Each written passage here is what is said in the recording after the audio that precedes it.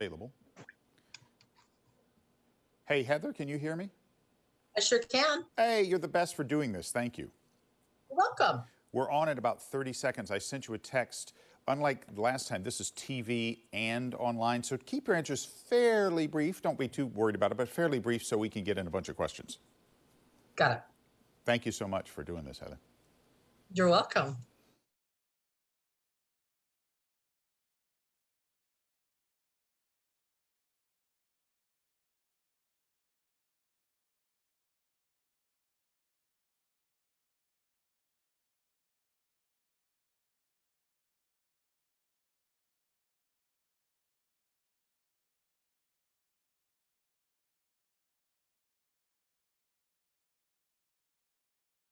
Building a better Bay Area for a safe and secure future. This is ABC 7 News. And good afternoon. Thank you for tuning in. I'm Dan Ashley. Welcome to our program, Getting Answers. We are asking experts your questions every day at 3 o'clock here on ABC 7 to get answers for you in real time. We have a really interesting and informative program. Today we're going to talk with an Assistant Deputy Director from CAL FIRE and Dr. Alok Patel as well, our special medical correspondent, with all of the big news about the coronavirus this week, particularly with the spikes happening in California and all around the country. What Dr. Patel has to talk about today is extremely timely and extremely important. We're going to get to him in just a few moments, but we're going to begin with therapist Dr. Heather Brown on the program, Getting Answers. Heather, how are you? Great to see you. Great to see you as well. I'm well, thank you. Thanks for coming on. And the reason we're bringing Dr. Brown on is because as we go back into a situation where the coronavirus is spiking all over the country, just when we thought, or some thought, maybe we're beginning to get out of the woods, even though we were worried about a second wave later, suddenly in the middle of this first wave, it has spiked again. It can cause a lot of emotional and mental stress, and that's what Dr. Brown is here to talk about. Heather, I'm sure you have heard over the last few months from several of your clients about their anxiety and their stress regarding coronavirus and the shelter-in-place order and the social distancing. What are you expecting to hear now that it's getting worse yet again? Well, frustration for sure. Though I think we knew that the first stay at home was just to slow things down, and we needed to open up to test things out, and we have, and we're learning a lot.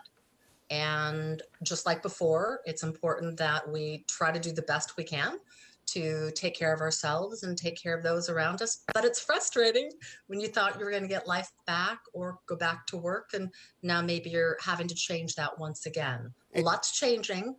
We got to stay open to it. Yeah, it is frustrating, I know, for a lot of people, because just as we began to reopen the economy and businesses began to reopen and we began to dine out a little bit more, just as that was happening and there was this sense of relief that maybe at least we would get a break before a potential second wave, that isn't happening. It is very stressful, isn't it, psychologically on people who are already having a difficult time as this progressed? Well, and we had such a short little reprieve, and most people, I think a lot of people, were still very careful to not really do much in that time. So yeah, we're going right back into what we were before. It's going to be important to assess what you've done well, and it's going to be important to assess where maybe right now is the time to really kick it up a notch and take better care of yourself, because it's probably going to be a little while that we're going through this. You know, Heather, that's a great point. Give people tools, if you can, about how to assess. What should we do? Should we take a pen and paper out and write down what we've done well? Or how should we assess what we've done well, what we've struggled with, and then where do we go from there? I think writing a list is great. I think writing down things that you have not yet done that maybe you thought you would in the beginning, maybe exercising more or eating a little better, talking a little more kindly, any place that you realize you've been a little bit off. And then if you trust those in your home or your partners, ask them. Say, where have I really been great in this? And please share with me where I haven't. I want to take this next period of time to be a little better than I have been, for me, for you, and to come out of this differently. What advice would you give people who have been sheltering in place for the past 3 months, and it looks like they're going to have to continue to do that a little bit more diligently, who maybe are getting restless maybe it's difficult at home to be around family members nonstop. It can be a bit of a strain without much break. How would you advise people on how to handle those relationships and how to deal with your own psychological balance in that situation? Well, I think it's important for each person to take ownership, to take care of themselves. And you're going to have varied needs of people needing more time alone or wanting more communal, but it's important that you take care of you. So if you're needing more time exercising, whether it's walking the dog or whether it's lifting weights in your backyard, check yourself and find out, am I doing what's best for me? If there's just too much noise and clutter going on, maybe you're in the backyard doing your homework. Maybe there's one room in the house that's where you get to go and be away from everybody for a period of time. Check in with those you live with and find out, how are you doing and how can we change up the dynamic that we've set in place. You can change it at any time if you need to. Just because it's worked for some doesn't mean it works for all.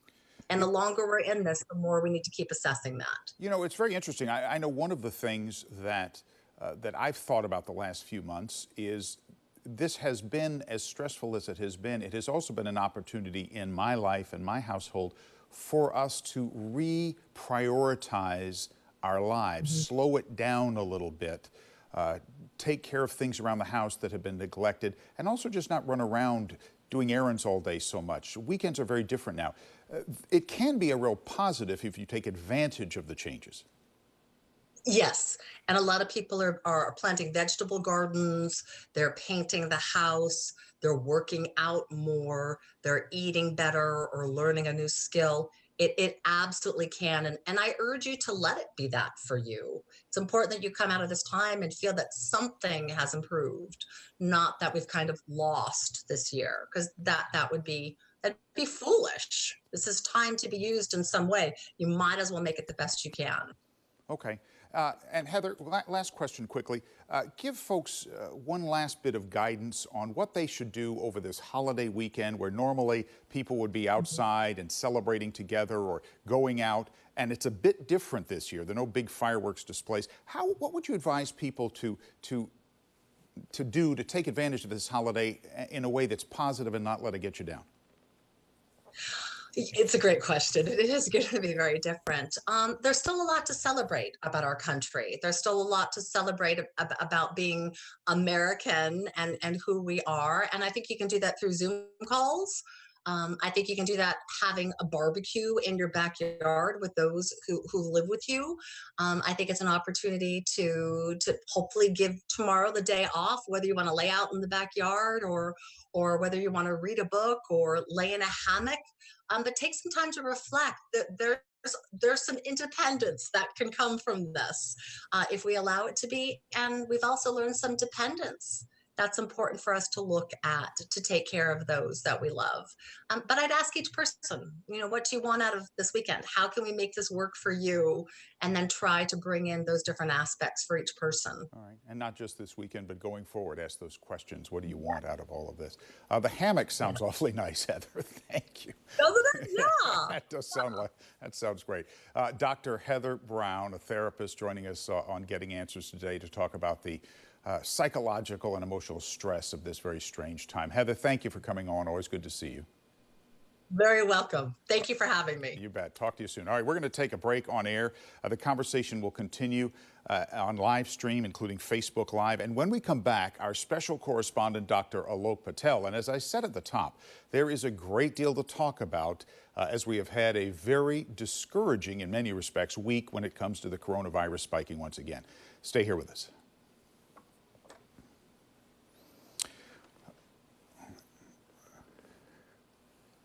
Well, we are continuing online. Thank you so much. Dan Ashley here with you. We appreciate your tuning in for Getting Answers every day. We hope we can provide you with some of the answers that you're seeking in this very unusual time.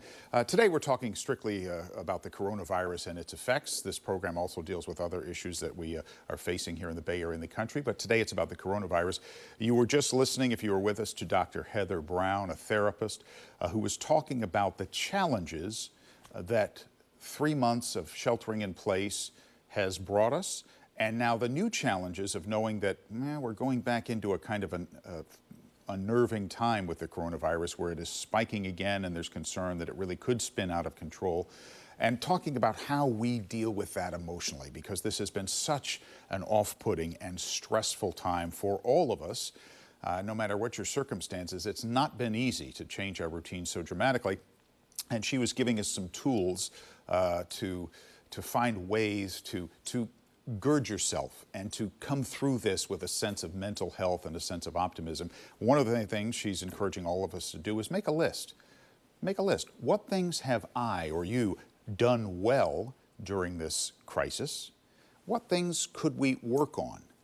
And see where those intersect and see where we could grow and learn and address areas that maybe appreciate what we have handled well. I know for me personally, I've used this as a time to kind of reevaluate priorities. You know, as so many of us are, very busy and run around a great deal, and this has been a chance to pull back from that, and it's been refreshing in that sense. So that's something I want to carry with me going forward. But what haven't we done well? Where could we do a better job of handling this emotionally and psychologically? Dr. Heather Brown had some very good insight on that. We're going to turn our attention here in just a moment. I'm going to pause to bring in the television audience again on Getting Answers for Dr. Alok Patel, our special correspondent. So we're working on getting him on the air, but hang on. And welcome back, Dan Ashley, on Getting Answers today here on ABC 7. We appreciate your being with us. We were just talking moments ago with Dr. Heather Brown, a therapist, helping us understand and deal with some of the emotional and psychological issues that come with so much strain and so much stress over the last 3 months because of the coronavirus. And of course, now we are concerned because things are getting worse again, it seems. And our special correspondent, Dr. Alok Patel, has a lot to say on that subject today, and because we have had such a critical and interesting week. Dr. Patel, are you there? I'm here. Hey, great. Thank you so much for coming on. First of all, just assess for us where we are as we have heard this week some very discouraging news that all around the country in the Bay Area, the coronavirus is spiking once again. And this isn't the second wave. We're still in the first wave, but it's spiking in some cases pretty seriously. What do you think? What I think is it's daunting, it's scary, it's shocking that we're still in the first wave of this virus. And if you look at the overall trajectory from early March, we had that initial rise, and then people were doing what they were supposed to be doing and sheltering in place. There were lockdowns in order, and we kind of saw this dip.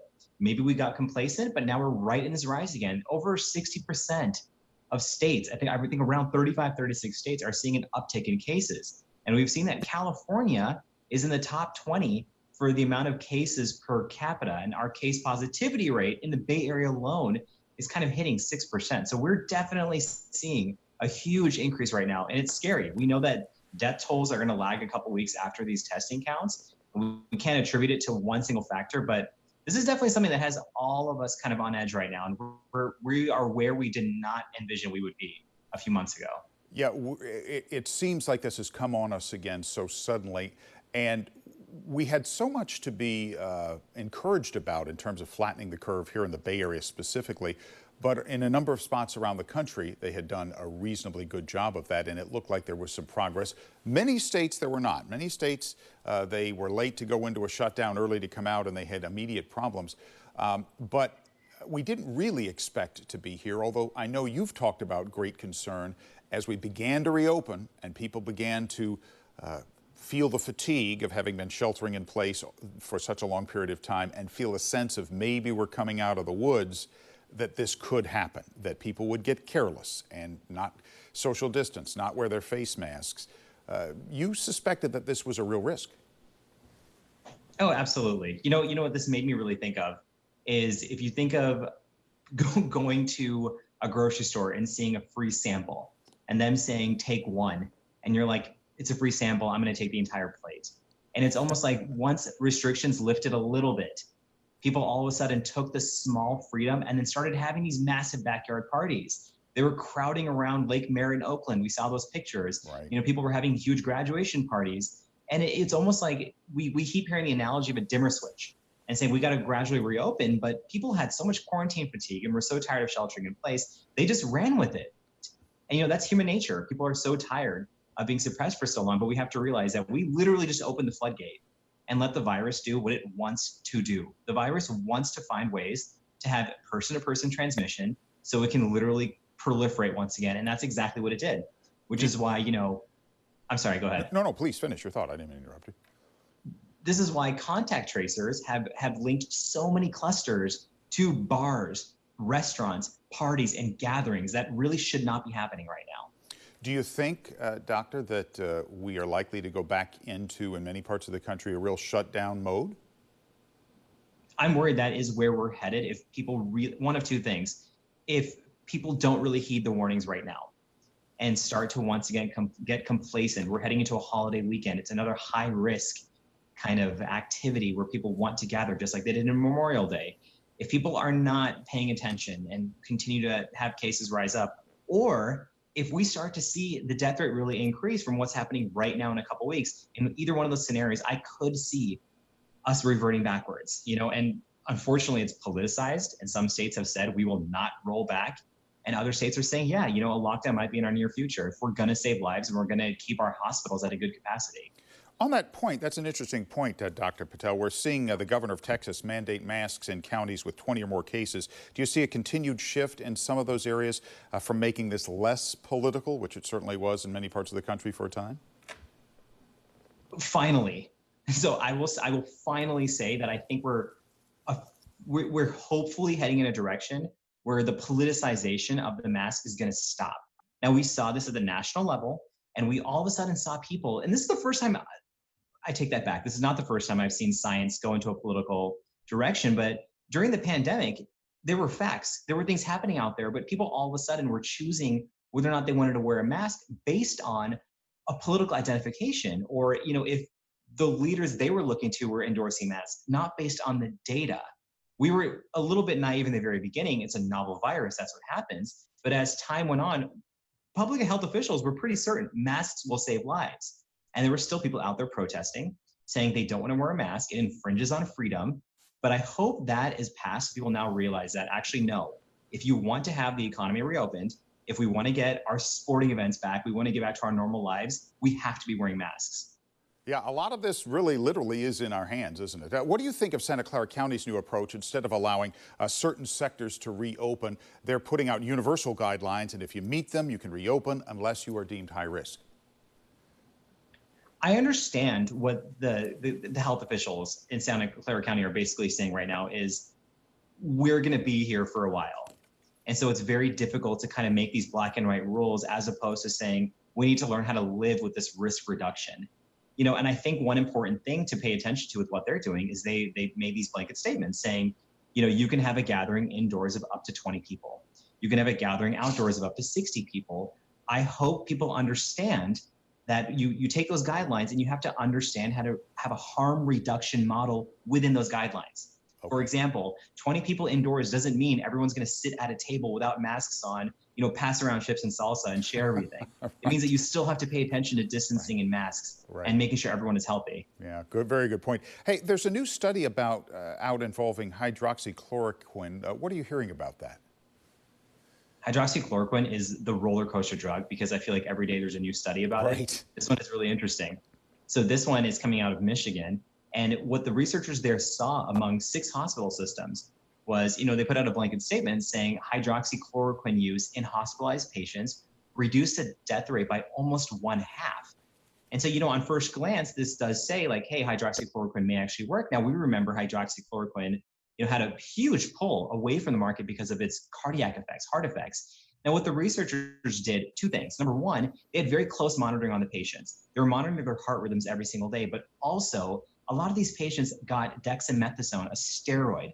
So it's really hard to tell if it was the hydroxychloroquine or if it was the steroid that really helped them. So it's good news, but researchers and other people reviewing kind of the study are a little bit skeptical about just putting the gold star on hydroxychloroquine as opposed to steroids. Yeah. But it's important to note that this was a hospital setting The patients are closely monitored. This is not a drug people should be taking on their own. Absolutely not. And as you describe it as kind of the roller coaster drug, it's a great way to describe it in terms of the conflicting reports and the wild vicissitudes of information coming out about hydroxychloroquine. Interestingly, can you talk about why we're seeing the death rate drop even while we see cases increase so dramatically? That's a very interesting trend.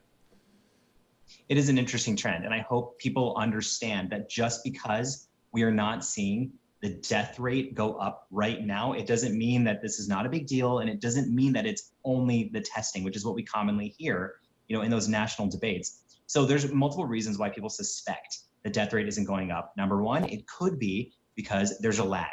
That's what we don't hope. I do not want to see the death rate go up in 2 weeks because of this. It's also possible that there's a lot more younger people infected right now, or people who don't have those previous health risks are less likely to die. But it's also possible that nursing homes are better guarded right now, and people who are above the age of 65 are being a little bit more cautious as opposed to spring. We'll just have to wait and see. Is it also possible that the treatments are getting a little bit more effective, or the understanding of how the virus affects people is improving? I would probably say it's more about the prevention. Okay. I think it's probably bimodal. I don't think the vast majority of people right now are getting hospitalized, as opposed to earlier in April and March. Hospitalizations are going up, but I think it's multifactorial. It's probably something to do with the fact that there are not necessarily better treatments, but there's better early proactive treatment.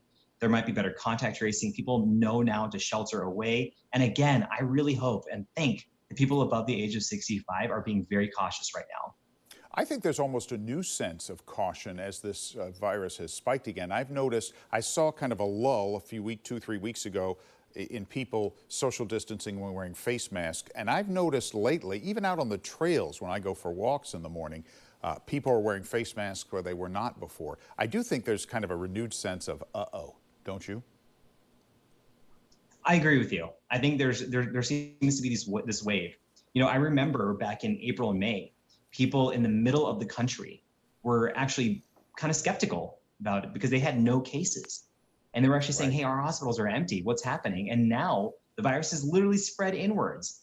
And so more people now are seeing that this actually is going to go anywhere. The virus does not care about geographical boundaries. It's a car ride or a flight away from any state right now that doesn't have it. Yeah. So I do think more people are paying attention and being safe. Okay. Dr. Alok Patel, always so great to have you on. Thank you so much for such great information and insight, as always. Thank you, and have a safe and happy 4th. Yeah, you too. Thanks very much. All right, we're going to take a break. The conversation continues on our live streams, including abc7news.com, but we'll be back right here in just a moment. All right. Okay, perfect. Great. So we're back. Thank you for staying with us online. Dr. Alok Patel talking about some very interesting information coming out about that drug you've heard so much about, hydroxychloroquine. And there's so much conflicting information about it. And,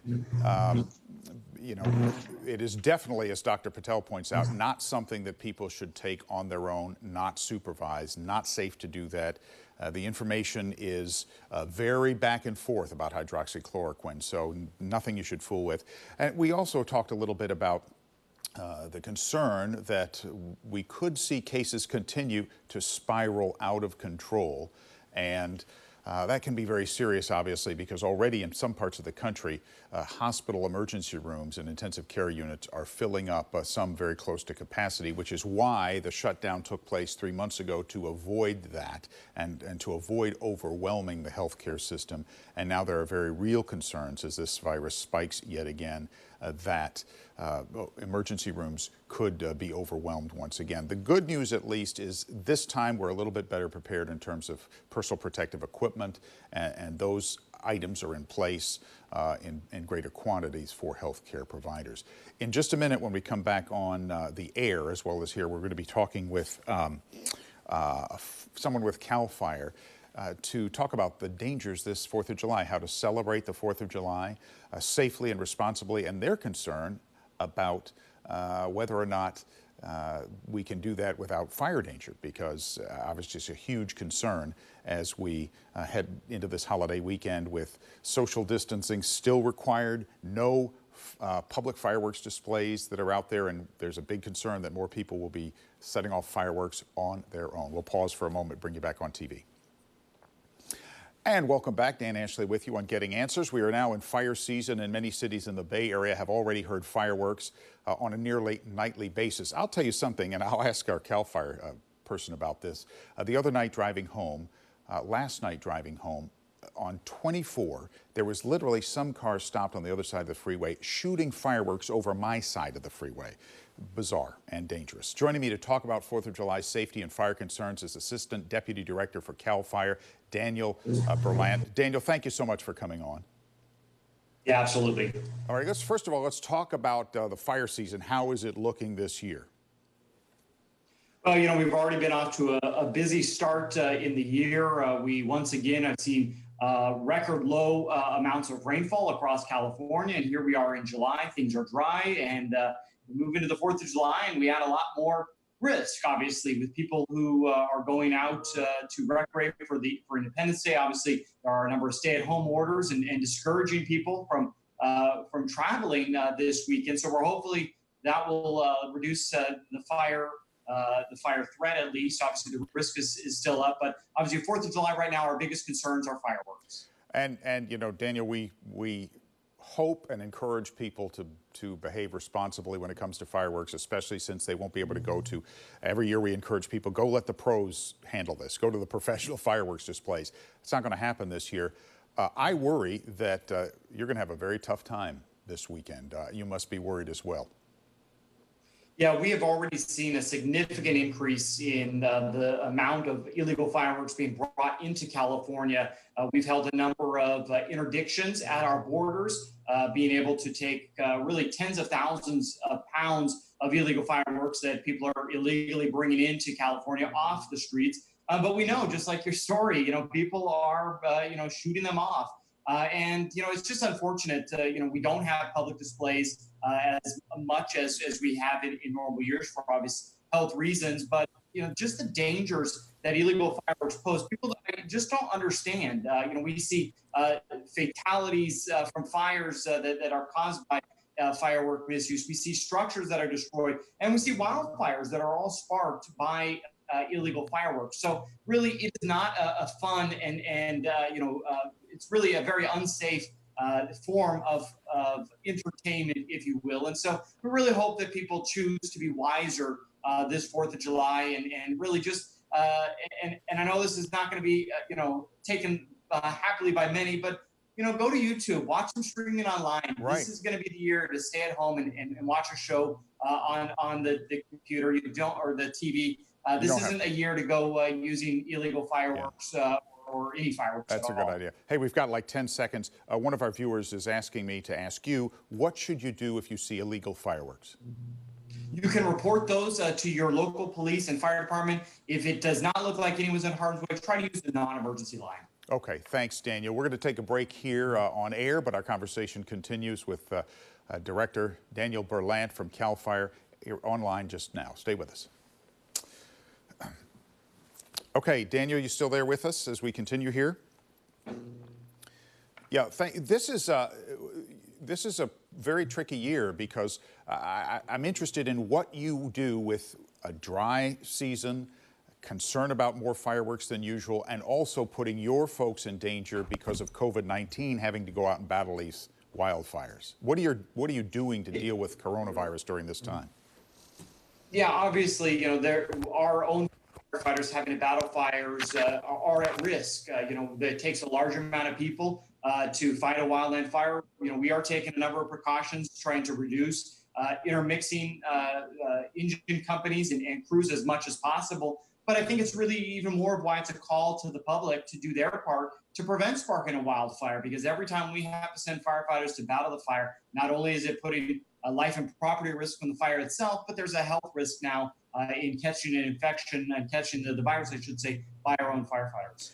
Have you had to make specific concessions or adjustments for your firefighters in terms of protocols to keep them safe in fighting fires because of COVID-19? And even just at the firehouse, I'm sure you're having to do all kinds of things like wear masks and social distance at the firehouse.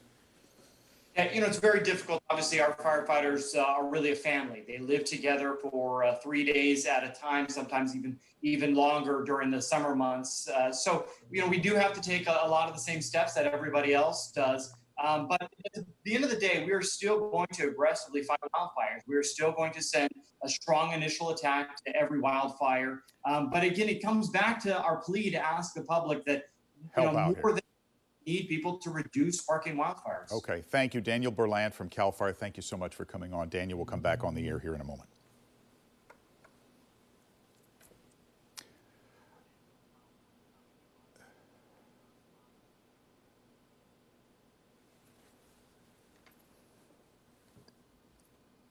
When do we come back?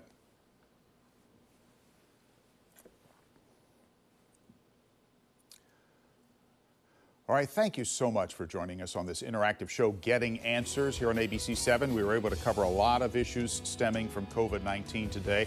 We talked with a mental health therapist, Dr. Heather Brown, also our special correspondent, Dr. Alok Patel, of course. And you just heard from Assistant Deputy Director for CAL FIRE, Daniel Berlant, about 4th of July safety and the impact of COVID-19.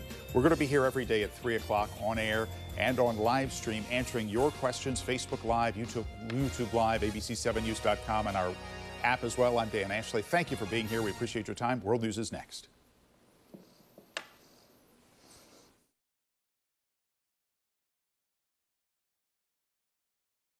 For tuning in every day, Getting Answers, we will be here with you every day at 3 o'clock. We appreciate your time as well. Join us for our evening broadcasts today at 4, 5, 6, and 11. I'm Dan Ashley. Thanks again. We'll see you soon.